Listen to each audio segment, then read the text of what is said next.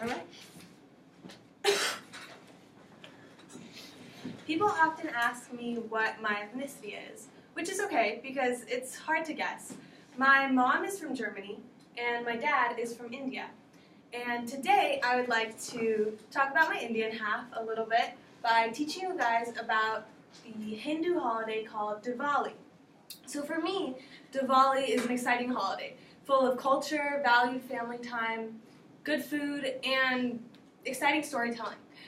Whereas for my dad, and growing up in his Hindu household, Diwali is a really important holiday. It's the biggest one, the biggest Hindu holiday in India, kind of compared to Christmas for Christians here. It's celebrated as a festival of lights where people decorate their homes with an array of lanterns and little candles, which symbolize actually the inner light that protects us from a spiritual darkness. So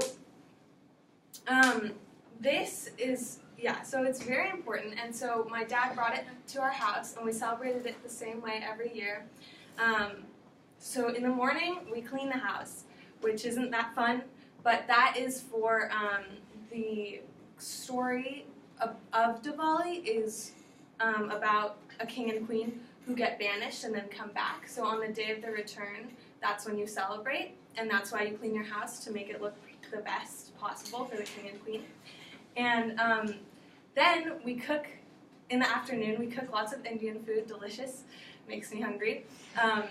And my mom's a really good chef, so she's in charge of that. And then at night, we all sit around in a circle in the living room, and we turn off the lights, and we only have the lanterns in the windowsill, and that's our only light source. And my dad tells us the long story of Diwali from the Hindu religious book, the Ramayana.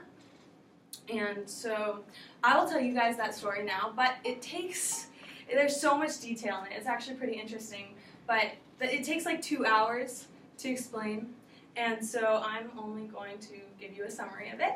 So the king and queen are banished to the jungle for a reason that takes a long time to explain, and they live in a cottage, they're not king and queen yet. So they're supposed to be the king and queen, and then they get banished. And then his wife, who's supposed to be the queen, gets kidnapped by an evil entity. And they go on this long adventure. And they run into flying monkeys and gods who can lift up entire mountains and crazy, like, shape-shifting. It's crazy. And then he rescues his wife and they return home.